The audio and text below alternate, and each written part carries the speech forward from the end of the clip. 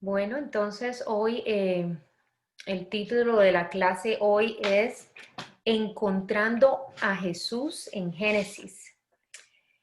Hemos estado leyendo la Biblia este año y me ha parecido pues una experiencia bastante interesante. Las veo muy motivadas, participando en los comentarios de las escrituras y eso me gusta.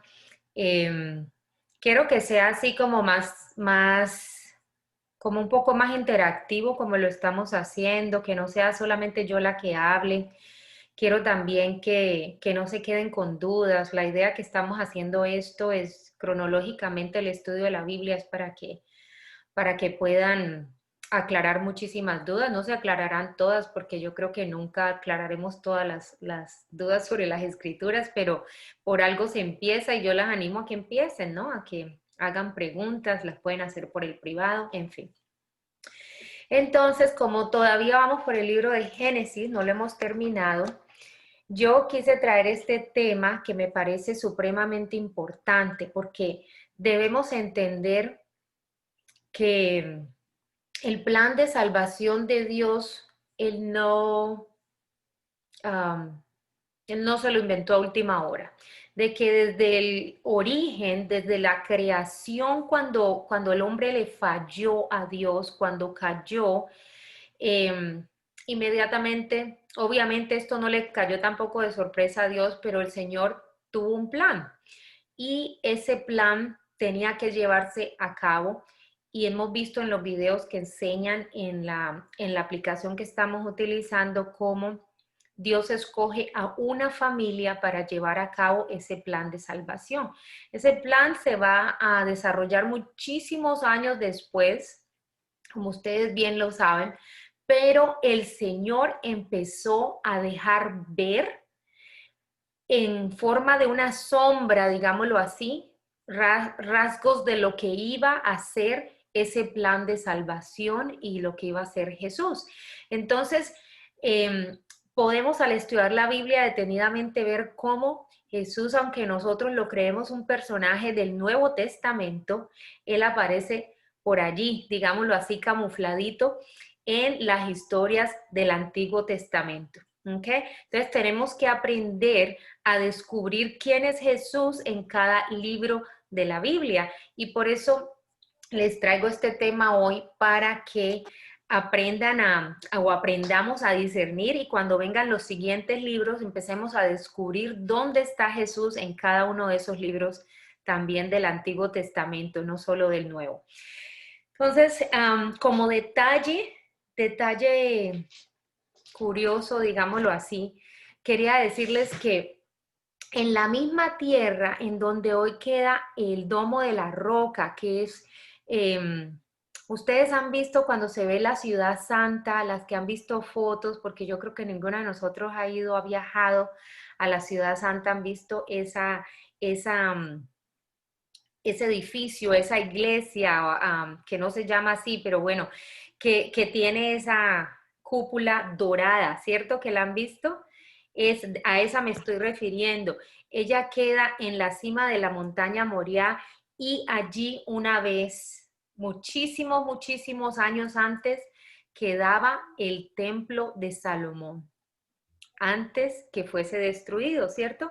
Y cientos de años antes, incluso de que fuera allí el templo que construyó Salomón, muchos años antes, cuando no había nada, solamente había tierras y animales y todo esto, fue cuando un hombre, acompañado solamente de su hijo, escaló esa misma montaña en la parte más alta y construyó un altar para hacer un sacrificio.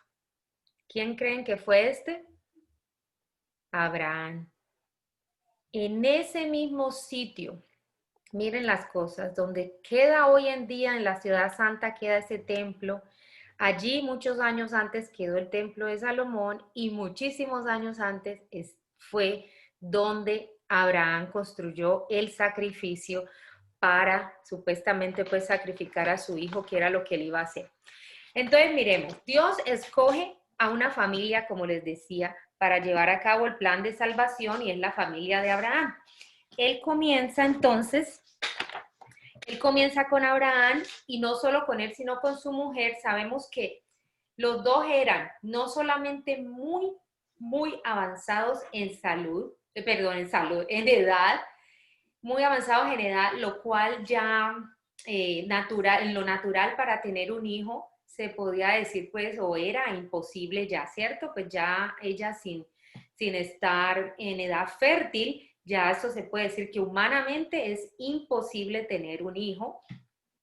Y no solo eso, sino que además de todo, ella antes, cuando estaba en edad fértil, era estéril. Sara nunca había concebido de todas maneras cuando era joven. Entonces el milagro tendría que ser, era ahí doble. Se requería, digámoslo así, más fe. No solamente estaban viejos, sino que ella toda su vida fue una mujer infértil. Entonces era una doble dificultad. Yo creo que Dios siempre, todas las cosas que tienen que ver con Dios, si ustedes se ponen a ver, requieren es fe. Aquí se requería fe y una fe bastante grande. Dios nos quiere bendecir, pero siempre la bendición tiene que venir por fe. De hecho, por eso se dice en Hebreos 11:6, sin fe es imposible agradar a Dios. Y voy a leer todo porque no me lo sé de memoria.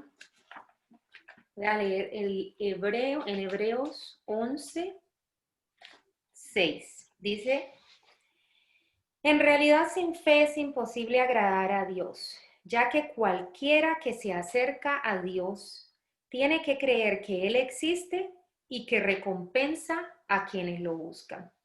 Entonces, esto es escritura del Nuevo Testamento, obviamente, está en hebreo, ¿cierto? Pero apliquemos esto a la situación por la que estaban pasando Abraham y Sara. Ellos tenían que tener fe para poder agradar a Dios y obviamente creían que Él existía. Dios estaba hablando personalmente con Abraham. Abraham estaba escuchando la voz de Dios. ¿Por qué? Porque Abraham tenía el corazón dispuesto, por eso Dios le podía hablar. Y no solamente creer que Él existe, sino que Abraham tuvo esa fe para saber que Él era el que bendecía. Él es el que remunera. Yo no sé, yo le voy a creer y ya Él verá cómo hace sus cosas, ¿cierto? Pero Él remunera a los que le obedecen, a los que le tienen fe. Entonces, miren, el nacimiento de Isaac fue un milagro, podríamos decir, doble. Y todas las familias de allí en adelante, todas las familias de la tierra serían bendecidas por la aparición futura de un Mesías que iba a venir del simiente, o sea, de la semilla que saldría de Abraham y de Sara. Miren qué conexión, miren ya cómo vamos a lo lejos, desde el principio hasta hoy en día nosotros. El simiente de Abraham y Sara, Isaac, por medio de Isaac serían bendecidas todas las familias del mundo. Esos son ustedes y nosotros, cada una de las familias representadas en nosotros, imagínense, del mundo entero, todo el que quiera recibir esta bendición. Pero entonces tendrían que pasar otra prueba, una aún más grande de fe. Como prueba de la confianza en Él, Dios le da entonces la orden a Abraham de que debe sacrificar a su hijo, a su único hijo de la promesa. Dios quería ver, miren lo que Dios quería ver aquí. Si Abraham estaba poniendo su fe en Él, en Dios, o si estaba poniendo su fe en el hijo. Analicemos esto. Dios es el que bendice y Isaac, el hijo, era la bendición.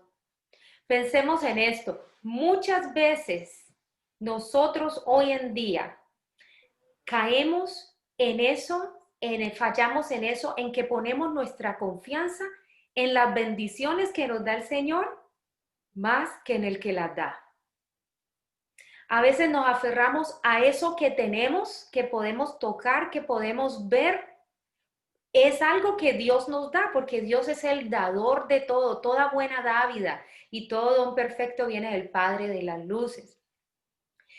Todas las bendiciones nos las da Él. Si tienes trabajo, nos los dio Él. Si podemos trabajar es porque tenemos salud que nos las dio Él, porque tenemos vida que nos las dio Él. Entonces, a veces nos aferramos, aún con el ejemplo que estoy dando, a un trabajo. Hay gente que está en el trabajo que no es y lo sabe, y sabe de pronto que debe retirarse de allí, pero está aferrado a eso en vez de confiar en Dios, a que si yo sé que me tengo que mover a otra parte, Él me va a bendecir. No sé si me estoy haciendo entender, pero nosotros caemos muchísimo en eso de poner nuestra fe en las cosas con las que Él nos bendice en vez de lo que del quien nos bendice. Un ejemplo muy claro es el dinero. La gente pone mucho su confianza en el dinero en vez de poner la confianza en el dador del dinero y en el dueño del dinero, porque Él es el dueño. Pero bueno, volvamos al caso de Abraham. Y la respuesta de Abraham a lo que le dijo Dios de sacrificar a su hijo, esa respuesta tremenda, demostró fe, obediencia y confianza en Dios. Él no titubeó, no hubo ni duda, ni desafío, ni demora para actuar. Él no se escondió, él no trató de esconder a su hijo. Él actuó y actuó rápido y sin temor ni temblor. No le tembló la mano. Eso es confianza. Simplemente creyó en el que lanzó la palabra, que es Dios, y lo hizo. Llegó. Ok. Entonces, se dice que Abraham creyó, que Abraham obedeció porque tuvo fe. Entonces es otra cosa que quiero llevarlas a que analicemos. Él obedeció porque tuvo fe. Yo quiero que pensemos, cuando te esté dando dificultad obedecer algo de lo que sabes que Dios te está diciendo que hagas, cuestiona entonces tu fe. Si tienes dificultad para obedecer algo, un mandamiento de Dios, algo que hayas leído en la palabra, cuestiona entonces tu fe. Abraham obedeció porque tuvo fe. Eso lo podemos tener allí como algo clave. Yo les doy un ejemplo. El Señor nos dice en su palabra que no nos venguemos. La venganza, que no nos venguemos. Mía es la venganza, yo pagaré, dice el Señor. Pero te hacen algo y te quieres vengar, ¿cierto? Ay, es que yo me voy a sacar esta espinita que tengo aquí, yo me la saco. Entonces, ¿qué pasa? ¿Por qué te cuesta tanto trabajo quedarte quieta y no vengar eso que te hicieron, eso que te lastimó? Allí hay falta de fe. Sabemos que la fe viene por el oír, ¿cierto? La fe viene por el oír y el oír la palabra de Dios, pero si no estamos escuchando la palabra de Dios, quizás no hemos escuchado esa parte donde el mismo Señor nos dice que no venguemos, que porque Él mismo pagará, que porque a su debido término esa persona a sus propios pies resbalará, dice la palabra en Deuteronomio también. Entonces, no confiamos en lo que Él está diciendo, no hay fe. No confiamos en que Dios se va a vengar por nosotros, por eso te vengas tú misma. ¿Sí ven cómo se relacionan las cosas? O por ejemplo, si el Señor te está mandando que perdones a una persona, de nuevo, perdonar. No, aquí no es la venganza, aquí es el acto en privado de perdonar, y aún eso a veces se hace tan duro para algunas personas. ¿Por qué? Porque no hay humildad, porque el orgullo no les permite perdonar a otra persona porque yo tengo la razón. Pero ¿qué te dice el Señor? El que se humilla será exaltado. Es que no conoces la palabra de Dios para tener fe en esa palabra y obedecer ese mandamiento. Es que siempre detrás de cada mandamiento, de cada promesa, hay un mandamiento. Y si el Señor te está diciendo, humíllate que yo te exaltaré, ¿qué te impide entonces humillarte, por ejemplo, y pedir perdón? ¿O es que no quieres ser exaltado por Dios? ¿Quién no quiere ser exaltado por Dios? Yo sí, yo quiero ser exaltada por el Señor. Entonces, a eso me refiero. ¿Cómo se relaciona la fe con la obediencia? Estas son las cosas, los mensajes que tenemos que analizar de cuando leemos estas historias que el Señor permitió que se registraran en la palabra por una razón, para que nosotros aprendamos de ellas, para que tomemos ejemplo y aprendamos. Pero entonces, ¿qué pasa? Que tenemos que tener más conocimiento de la palabra y por eso estamos aquí aprendiendo, ¿sí o no? Pero hay personas que conocen más la palabra de RCN que la palabra de Dios, ¿sí o qué? De caracol. Bueno, y es en Hebreos 11:8 dice que por fe fue que Abraham ofreció a Isaac, o sea, le obedeció en eso. Ahora miremos este otro detalle. La escena, piensen en esa escena de Abraham camino a esa montaña a sacrificar a su hijo. Imagínense eso. Él iba con un sirviente también, ¿cierto? Iban camino a la cima de la montaña Moriah. Eso se asemeja a lo que miles de años después sucedería en la misma montaña. Nuestro Padre Celestial yendo acompañado en espíritu por su único Hijo Jesús, caminando al sacrificio como Cordero inmolado para nuestra salvación por tu pecado y por mi pecado, nuestro Señor Jesús. Miren la semejanza. No solo eso, sino que Abraham, de camino allá, puso sobre la espalda de Isaac la madera que iba a quemar en el sacrificio. Semejante a cómo Jesús cargó con el madero subiendo al Calvario. El Calvario era la parte más al norte de esta misma montaña Moriah de la que estamos hablando.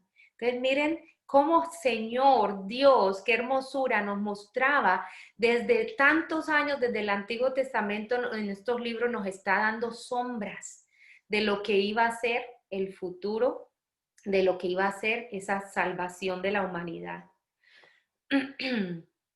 Abraham le dijo al siervo que iba con ellos que se quedara y que él iba a subir con su niño, que iban a adorar y que después se encontraban después con él. Esto fue en el verso 6, o en el verso 6 o 7, no me acuerdo, no lo tengo aquí, pero allí en Génesis 22. Esto, esto que le dijo, esto que él dejó al sirviente y subió solo con su hijo, es como esa escena de cuando era en privado, era, digámoslo así, padre e hijo. Eso era una transacción por nuestra salvación que iba a ocurrir solamente entre el padre y el hijo. De hecho, esas 3 horas de agonía que pasó Jesús con su padre allá acompañándolo en espíritu, él estaba, se dice que el cielo se oscureció. Es como que Dios hubiera querido en ese momento apagar los ojos, cerrar los ojos de las personas para que solamente fuera padre e hijo allí, haciendo ese negocio, peleando por nosotros, por nuestra salvación.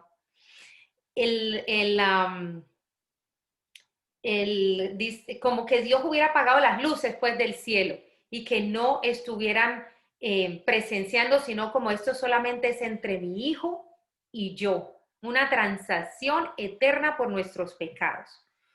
Cuando Isaac le pregunta a Abraham que dónde está el corderito pues que van a sacrificar, el del sacrificio, entonces la respuesta de Abraham fue de tanta fe que le dice, Dios proveerá el cordero para el sacrificio, hijo mío. Miren cómo esa fe, si ven que fue la fe la que lo llevó a obedecer, yo me imagino a Abraham pensando, esto soy yo en términos míos, dirá él, bueno, él me dijo que va a bendecir al mundo entero a través de mi hijo, o sea que de mi hijo Isaac. Entonces, mi hijo tiene que estar vivo. Si él me está diciendo que lo sacrifique, asunto, entonces él algo va a hacer. Ah, él es Dios y Dios lo puede todo. Quizás lo levante de entre los muertos será entonces, pero yo le obedezco. ¿Sí o qué? O sea, eso es fe.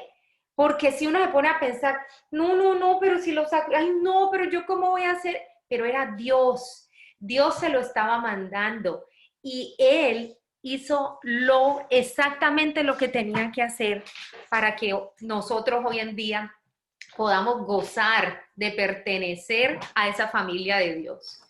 Gracias a la obediencia de Abraham.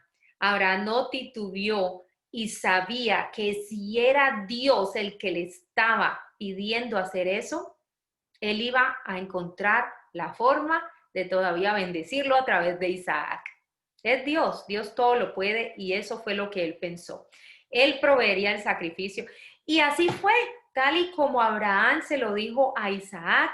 No solo Dios hizo aparecer allí de repente de la nada un corderito por ahí enredado entre unos arbustos, sino que él mismo, él iba a hacer ese sacrificio para el mundo entero.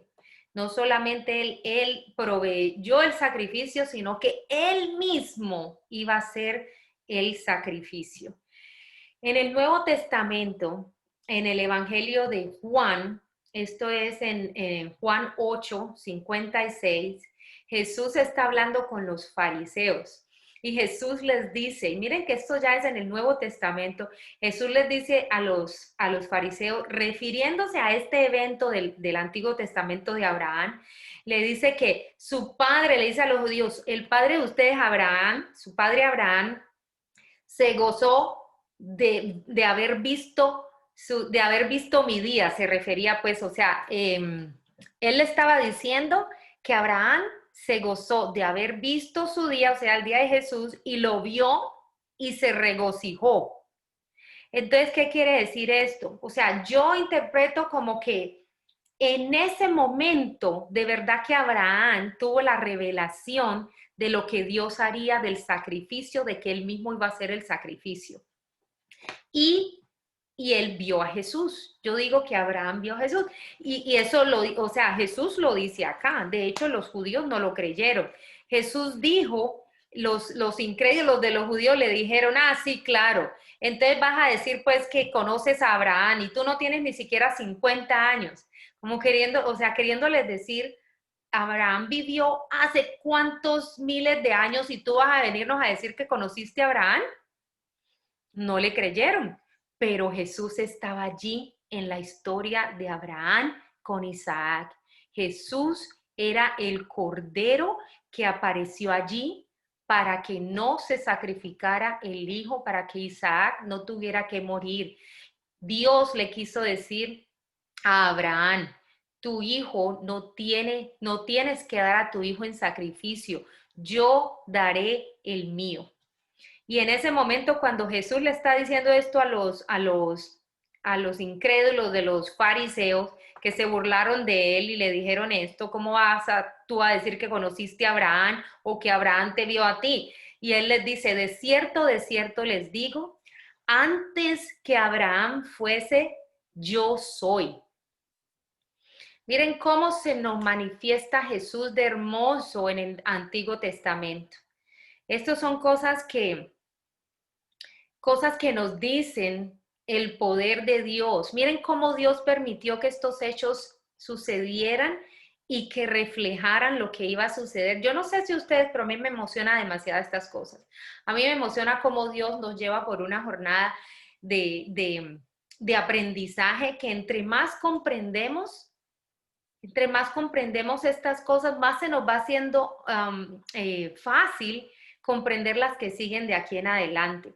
Yo les pido a ustedes que lo único que tienen que tener es un corazón que quiera dejarse enseñar. El Señor ve eso, el Señor ve el corazón que anhela más y le da más. El que anhela más, de hecho, hay un verso No sé si de pronto Ketty recuerda cuál verso es ese. Yo en estos días lo compartí con alguien. Vamos a ver si lo encuentro. Es aquel verso que dice que porque al que tiene se le dará más. Ah, mire, se lo leo, lo encontré. San Marcos 4:24. Dijo también Jesús, esto es Jesús hablando, dice, mirad lo que oís, porque con la medida con que medís os será medido. Mirad lo que oís. Ustedes están oyendo, ¿cierto? Lo que estoy hablando, la palabra de Dios.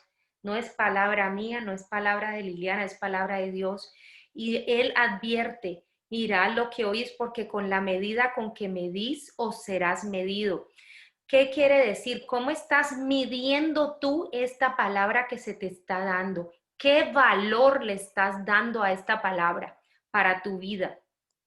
Entre más valor le pone, dice aquí el Señor que si tú la mides poniéndole un valor grande, a sí mismo se te va a medir a ti. Y entonces sigue diciendo, porque al que tiene se le dará y al que no tiene, aún lo que tiene se le quitará. Es decir, al que tiene ese corazón que quiere aprender, Dios está dispuesto a depositarle más, pero al que no tiene ese anhelo de aprender, aún lo poquito que tiene se le será quitado. Entonces yo las invito a que tengan ese anhelo de recibir de la palabra de Dios, de querer seguir aprendiendo, y les garantizo que si Jesús lo dijo, al que tiene se le dará más. Entonces, eso que se les está depositando en sus corazones con estas enseñanzas, atesórenlo, atesórenlo para que el Señor les siga entregando muchísimo más. Amén. Amén. Bueno, y con esto terminamos la enseñanza de hoy.